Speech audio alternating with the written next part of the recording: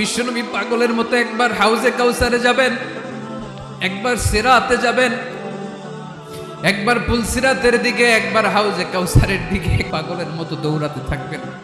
তার কোন গুনাহগার উম্মত যাতে জাহান্নামে ঢুকে না যায়, সেদিন কেউ সুপারিশ করতে পারবে না বিশ্বনবী ছাড়া।